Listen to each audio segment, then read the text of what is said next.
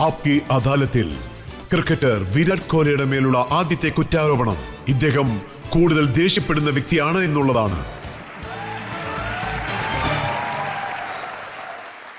വിരാട്, താങ്കൾ ഗ്രൗണ്ടിലേക്ക് ഇറങ്ങുന്ന സമയത്ത് ബൗളേഴ്സിന്റെ ഹൃദയം വേഗത്തിലായിരിക്കും പിടിക്കാൻ തുടങ്ങുന്നത്. എനിക്ക് നന്നായിട്ട് ഓർമ്മയുണ്ട്, താങ്കൾ ശ്രീലങ്കയിൽ വെച്ച് അവരെ എത്രത്തോളം അടിച്ചൊതുക്കിയെന്ന് വെച്ചാൽ അവർ ആ ഷോക്കിൽ നിന്ന് മുക്തി നേടിയിട്ടില്ല.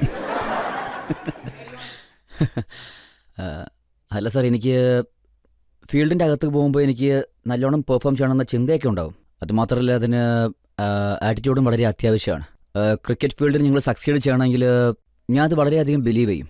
ഒരുപക്ഷെ നിങ്ങളുടെ ആറ്റിറ്റ്യൂഡ് ഓക്കെ ആണെങ്കിൽ നിങ്ങളെക്കൊണ്ട് എല്ലാ സിറ്റുവേഷനും ഹാൻഡിൽ ചെയ്യാൻ കഴിയും. ഞാനത് വളരെ വിശ്വസിക്കുന്ന ഒരു കാര്യമാണ്. താങ്കളുടേത് വളരെ അഗ്രസീവ് ആറ്റിറ്റ്യൂഡാണ്. അതുകൊണ്ട് മറ്റുള്ളവർക്ക് പ്രശ്നം ഉണ്ടാകുന്നത് സത്യം തന്നെയാണ്. താങ്കൾ സയ്യദ് അജ്മലിന്റെ ബോൾ എങ്ങനെയാണ് നേരിട്ടതെന്ന് വെച്ചാൽ അദ്ദേഹത്തിന് രാത്രി ദുസ്വപ്നമെല്ലാം വരുന്നതായിട്ടാണ് ഞാൻ കേട്ടത്.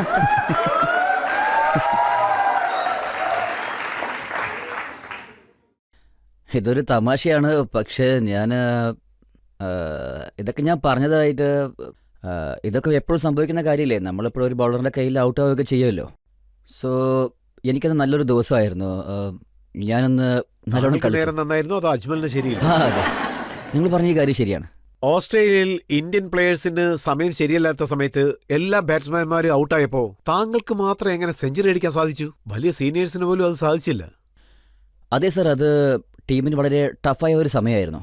അതോടൊപ്പം ഇത് വളരെ അത്യാവശ്യമാണ്. യുനോ, ഒരു മനുഷ്യൻ തന്നെത്താനെ എപ്പോഴും സംസാരിക്കണം, എന്ത് ചെയ്യണം, എങ്ങനത്തെ മൈൻഡ് സെറ്റ് ആയിരിക്കണം എന്നൊക്കെ. അപ്പോഴാണ് തന്നെത്താനെ സംസാരിക്കുകയും ചെയ്തു, മറ്റുള്ളവരുടെ കൂടെയും സംസാരിച്ചു. അതുകൊണ്ട് എനിക്ക് കുറേ ഹെൽപ്പും മെൻ്റൽ ഹെൽപ്പും കിട്ടി. അതുമാത്രമല്ല, നിങ്ങൾ ഇതുപോലത്തെ സിറ്റുവേഷനിൽ കളിക്കുവാണെങ്കിൽ നിങ്ങൾക്ക് ഒരുപാട് കോൺഫിഡൻസും കിട്ടും. 2012 മുതലുള്ള റെക്കോർഡ്സ് നോക്കുകയാണെങ്കിൽ ഇതുവരെ 5 സെഞ്ചുറി അടിച്ചിട്ടുണ്ട്. അപ്പോൾ പ്ലേയേഴ്സൊക്കെ ഇങ്ങനെ ആലോചിക്കില്ലേ, അദ്ദേഹത്തിന് ചാൻസ് കിട്ടുന്നുണ്ട്, പക്ഷെ നമുക്കൊന്നും അങ്ങനെ കിട്ടുന്നില്ല. ഒരുപക്ഷെ അവരങ്ങനെ ആലോചിക്കുകയാണെങ്കിൽ, ഞാൻ നല്ലോണം കളിക്കുകയാണെങ്കിൽ അത് നല്ല കാര്യമല്ലേ. ടീമിന് നല്ല കാര്യം നടക്കണം, അത്രേ ഉള്ളൂ. എല്ലാവരും ചിന്തയും അതായിരിക്കുമല്ലേ. പിന്നെ ടീമിന് വേണ്ടി എത്ര നേരം നിൽക്കാൻ കഴിയുമോ അത്ര നേരം നിൽക്കാൻ ശ്രമിക്കും ഞാൻ. താങ്കൾ വളരെയധികം സമയം കളിക്കും. 125 അടിക്കും, 185 അടിക്കും, 107 എടുക്കും. പക്ഷേ ഇത്രയധികം റൺ എടുത്തതിന് ശേഷം താങ്കൾ ഔട്ട് ആവുന്ന സമയത്ത് ബാറ്റ് പൊട്ടിക്കാൻ ശ്രമിക്കും. അത് പിന്നെ സാർ, എനിക്ക് ചെറുപ്പം തൊട്ടേയുള്ള ശീലമാണത്. അതായത് എനിക്ക് ചെറുപ്പം തൊട്ടേ കളിക്കാനുള്ള പാഷൻ ഉള്ളത് കൊണ്ട് ഔട്ടാവുന്നത് എനിക്ക് തീരെ ഇഷ്ടമല്ല. ഒപ്പം എപ്പോഴും നല്ലോണം പെർഫോം ചെയ്യണം. അതുകൊണ്ട് സെഞ്ചുറി കഴിഞ്ഞിട്ടായാലും ശരി, അല്ലെങ്കിൽ 0ൻ്റെ മുമ്പായാലും ശരി, എനിക്ക് ഔട്ടാവുന്നത് തീരെ ഇഷ്ടമല്ല. ഞാൻ എപ്പോഴും ടീമിനെ വിജയിപ്പിക്കാൻ വേണ്ടി ശ്രമിച്ചുകൊണ്ടേയിരിക്കും. അപ്പോൾ എന്നെ കൊണ്ടത് കഴിഞ്ഞില്ലെങ്കിൽ എനിക്ക് ദേഷ്യം വരും, ഞാൻ ബാറ്റ് പൊട്ടിക്കും. ദേഷ്യം കുറച്ച് മാത്രമേ വരാറുള്ളൂ. ഞാൻ കേട്ടത് ദേഷ്യം വന്നു കഴിഞ്ഞാൽ മോശപ്പെട്ട വാക്കുകൾ.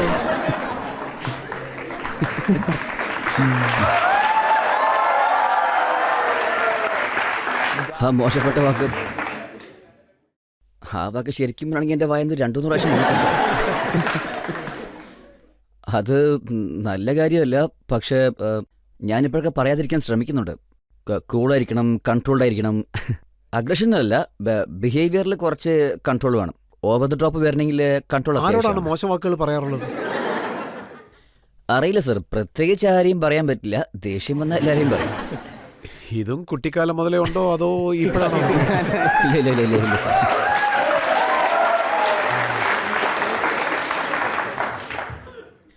അത് സിറ്റുവേഷൻ അനുസരിച്ചാണ് സാർ. ചെറുപ്പം തൊട്ടൊന്നുമല്ല, തുടങ്ങിയിട്ട് കുറച്ച് ദിവസമായി. ഞാൻ അറിഞ്ഞത് താങ്കളുടെ കുട്ടിക്കാലത്ത്, അതായത് ഒരു 10 വയസ്സുള്ളപ്പോൾ താങ്കളുടെ അച്ഛൻ താങ്കളെ രാജ്കുമാർ ശർമ്മയുടെ അടുത്തേക്ക് കൂട്ടിക്കൊണ്ടുപോയി. അദ്ദേഹത്തിനും ദേഷ്യം കൂടുതലാണ്. അപ്പോൾ താങ്കൾ ബാറ്റ് പൊട്ടിക്കാൻ നോക്കും. അങ്ങനെ എത്ര ബാറ്റ് പൊട്ടിക്കുമെന്ന് വെച്ചാൽ വിന്ററിൽ തണുപ്പ് മാറ്റാൻ വേണ്ടി കത്തിക്കാൻ ആ ബാറ്റ് ഉപകരിക്കും. അതെ, ഞാൻ കുറേ ബാറ്റ് പൊട്ടിച്ചിട്ടുണ്ട്. ഞാൻ പറഞ്ഞതുപോലെ അത് ചെറുപ്പം തൊട്ടുള്ള ശീലമാണ്. അത് നല്ല ശീലമല്ല, പക്ഷേ അത് വീട്ടിലവർക്കൊരു വലിയ ലോസ് ആയിരിക്കും. പക്ഷേ ഇതുപോലത്തെ ആറ്റിറ്റ്യൂഡൊക്കെ വേണ്ടേ? ബാറ്റ് അങ്ങനെ പൊട്ടിച്ച് കളയുമ്പോൾ അത് പുതിയത് വാങ്ങിക്കാൻ ധാരാളം പണം വേണ്ടേ? അതെവിടുന്നാണ് കിട്ടുന്നത്? അതെ, കുറേ ചിലവാകും. പക്ഷേ ചിലപ്പോഴൊക്കെ സാധനങ്ങൾ വാങ്ങുന്നതിൽ പ്രശ്നം ഉണ്ടാകും. പക്ഷേ എനിക്ക് എൻ്റെ കോച്ച് രാജ്കുമാർ ശർമ്മ കോൺട്രാക്ട് വാങ്ങിച്ചു തന്നു, BDM കമ്പനി. പിന്നെ അവരുടെ അടുത്തു നിന്നാണ് എനിക്ക് സാധനങ്ങളൊക്കെ വരിക. അദ്ദേഹം എനിക്ക് സ്പോർട്സ് കിറ്റ്സൊക്കെ വാങ്ങിച്ചു തരുമായിരുന്നു. 16 വയസ്സ് തൊട്ട് എനിക്ക് അദ്ദേഹം പിന്നെ ഒരുപാട് സഹായിച്ചിട്ടുണ്ട് ഇനിഷ്യലി. അദ്ദേഹം ബാറ്റ് വാങ്ങിച്ചുകൊണ്ടേയിരിക്കും, താങ്കൾ അത് പൊട്ടിച്ചുകൊണ്ടേയിരിക്കും. ഇല്ല, ഒരു തവണ അദ്ദേഹം പറഞ്ഞു, ഒരു കൊല്ലത്തിൽ 2 തവണ മാത്രമേ ബാറ്റ് വാങ്ങിച്ചു തരാൻ പറ്റുള്ളൂ എന്ന്. പിന്നെയാണ് ഞാൻ കെയർഫുൾ ആയിരിക്കാൻ തുടങ്ങിയത്. ബാറ്റ് പൊട്ടിക്കുന്നത് നിർത്തി.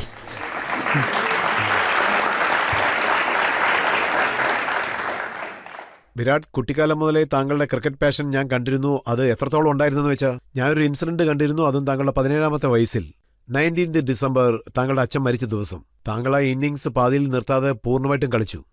അത് എങ്ങനത്തെ ഇൻസിഡൻ്റ് ആണെന്ന് വെച്ചാൽ അതെൻ്റെ ജീവിതത്തിൽ വളരെ പ്രധാനപ്പെട്ട ഒന്നാണ്. ഞാൻ ആ ഇൻസിഡൻറ്റിൽ നിന്ന് ഒരുപാട് കാര്യങ്ങൾ പഠിച്ചു. പ്രോബബ്ലി അത് എൻ്റെ ജീവിതത്തിലെ ഒരു ടഫായ സമയമാണത്. എനിക്ക് എങ്ങനത്തെ ഫീലിംഗ് ആണെന്നും അറിയില്ല, പക്ഷേ ഫുള്ളായിട്ട് കളിക്കണമെന്ന് തോന്നി, അത്രേ ഉള്ളൂ. എൻ്റെ വീട്ടുകാർക്ക് അതാണ് താങ്കൾ ഈ തോന്നിയത്. കാര്യത്തെക്കുറിച്ച് കുറച്ച് ഡീറ്റെയിൽ ആയിട്ട് പറയുകയാണെങ്കിൽ താങ്കളുടെ ഫാൻസിന് ഇൻസ്പിറേഷൻ ആയിരിക്കും. കുറച്ച് ഡീറ്റെയിൽ ആയിട്ട് പറയാൻ സാധിക്കുമോ? ഒരു കാര്യം നമ്മൾ പാഷനോടെ ചെയ്യുവാണെങ്കിൽ നമ്മളെ ആർക്കും ഒരിക്കലും തടയാൻ കഴിയത്തില്ല. അത് കാരണം ഒരു പ്രോബ്ലവും ഉണ്ടാവില്ല. നമ്മളെ ഒന്നും ഒരിക്കലും തടയില്ല. സോ ഇതാണ് കാര്യം. എനിക്ക് ക്രിക്കറ്റാണ് എല്ലാം. ഞാനിത് ചെറുപ്പത്തിൽ തീരുമാനിച്ചു കഴിഞ്ഞു. ഞാൻ സ്പോർട്സിന് വേണ്ടി ഒരുപാട് കാര്യം ഡെഡിക്കേറ്റ് ചെയ്തിട്ടുണ്ട്. എനിക്കൊരു ഇൻസിഡൻറ്റ് സംഭവിച്ചു. അത് എനിക്ക് മാത്രമല്ല, എല്ലാവർക്കും ഷോക്കിംഗ് ആയിരുന്നു. ഞാൻ വീട്ടിലെ മൂത്ത എല്ലാവരോടും ചോദിച്ചു ഞാൻ ചെന്ന് ക്രിക്കറ്റ് കളിച്ചോട്ടെ എന്ന്. അവർ സമ്മതിക്കുകയും ചെയ്തു. എന്നോട് ക്രിക്കറ്റ് കളിക്കാൻ പറഞ്ഞു. നിന്റെ ഞാൻ ഡിസിഷനാണെന്ന് ഇതിനെക്കുറിച്ച് ഓഡിയൻസിനോട് പറയാൻ ആഗ്രഹിക്കുകയാണ്. അന്ന് വിരാട് കോഹ്ലിക്ക് വെറും 17 വയസ്സാണ്. രാത്രി 2 മണിക്കാണ് ഇദ്ദേഹത്തിന്റെ അച്ഛൻ മരിച്ചത്. അദ്ദേഹത്തിന് അന്ന് 54 വയസ്സാണ്. അത് മരിക്കേണ്ട വയസ്സൊന്നും അല്ലായിരുന്നു. അപ്പോൾ ഇദ്ദേഹം ഡൽഹിയിൽ രഞ്ജി ട്രോഫി കളിച്ചുകൊണ്ടിരിക്കുകയായിരുന്നു. ഇദ്ദേഹം 40 റൺ എടുത്തു. എന്നിട്ട് അന്നത്തെ ഇന്നിങ്സ് കഴിഞ്ഞു. പക്ഷേ ഇദ്ദേഹം അടുത്ത ദിവസത്തെ ഇന്നിങ്സ് തുടർന്നു. അതെ, ഞാൻ പോയി. പക്ഷേ ഒറ്റയ്ക്കാണ് പോയത്. വണ്ടിയിൽ ഞാൻ ഒറ്റയ്ക്കായിരുന്നു. എൻ്റെ കൂടെ ഇഷാന്ത് ശർമ്മയാണ് ഉണ്ടായിരുന്നത്. ഞാൻ ദിവസേന അദ്ദേഹത്തെ വഴിയിൽ വെച്ച് പിക്ക് ചെയ്യും. ദിവസേന എൻ്റെ നോർമൽ ബിഹേവിയർ വളരെ വ്യത്യസ്തമായിരിക്കും. ഞാനന്ന് ഓബിയസ്ലി ഷോക്കായതുകൊണ്ട് ഒന്നും സംസാരിച്ചില്ല.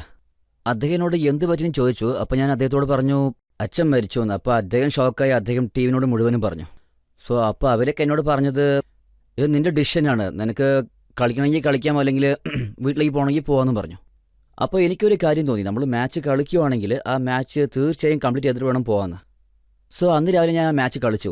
90 റൺ അടിച്ചിട്ടാണ് ഔട്ടായത്. പിന്നെ ടീം തോൽക്കാതെ ഞാൻ രക്ഷിച്ചു. അന്ന് ഞാൻ എൻ്റെ ലൈഫിൽ ഒരുപാട് കാര്യങ്ങൾ പഠിച്ചു എന്ന് വേണം പറയാം. ഒരു പക്ഷേ നമ്മൾ എന്തെങ്കിലും ഡെഡിക്കേറ്റഡ് ആണെങ്കിൽ അതിൽ നമ്മൾ മുഴുവനും ഡെഡിക്കേറ്റ് ആയിരിക്കണം. ഒരു കാര്യവും നമ്മളെ ഡിസ്ട്രാക്ട് ചെയ്യാൻ പാടില്ല. ഇത് ക്രിക്കറ്റിംഗ് എക്സാമ്പിളിൽ വളരെ റെയറായിട്ടുള്ളൊരു കാര്യമാണ് വിരാട്.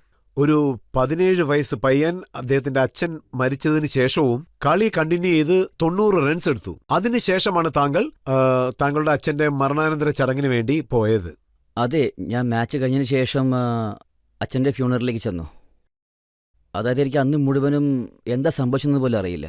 പിന്നെ ഞാൻ ക്രിക്കറ്റ് കളിക്കുക മാത്രമായിരുന്നു സെൻസിലുണ്ടായിരുന്നത്. അതല്ലാതെ എനിക്ക് വേറെ ഒരു കാര്യവും അറിയില്ല. എന്നെ ചുറ്റിലും എന്തൊക്കെ നടക്കുന്നത് പോലും അറിയില്ല. അതെനിക്ക് വളരെ ടഫ് ടൈമാണെന്ന് വേണം പറയാൻ. പിന്നെ അതിനെക്കുറിച്ച് ഇന്നും ആലോചിക്കുമ്പോൾ എനിക്ക് ഒരുപാട് കോൺഫിഡൻസ് കിട്ടും. ഏതെങ്കിലും ഒരു സിറ്റുവേഷനിൽ കുടുങ്ങിയാൽ ഞാൻ ആ ഇൻസിഡൻസ് ഒരു തവണ ആലോചിക്കും. എൻ്റെ ലൈഫിലെ ടഫസ്റ്റായ ഇൻസിഡൻറ്റ് ഞാൻ എങ്ങനെ ഹാൻഡിൽ ചെയ്തു എന്ന്. അതുകൊണ്ട് എനിക്ക് എന്ത് സ്ട്രെങ്ത് കിട്ടിയെന്നും. തീർച്ചയായിട്ടും താങ്കൾ വളരെ നല്ലൊരു കാര്യമാണ് പറഞ്ഞത്. താങ്കളുടെ ജീവിതത്തിലെ വളരെ ഡിഫിക്കൽട്ടായിട്ടുള്ള ഒരു സാഹചര്യമാണ് നേരിട്ടത്. എനിക്ക് തോന്നുന്നത് ഈ രാജ്യത്തിന് ഏത് ബുദ്ധിമുട്ടുള്ള സിറ്റുവേഷൻ വന്നാലും വിരാട് കോഹ്ലിക്ക് സഹായിക്കാൻ സാധിക്കുമെന്ന്. ഹോപ്പ്ഫുള്ളി എനിക്ക് ചെയ്യാൻ കഴിയും.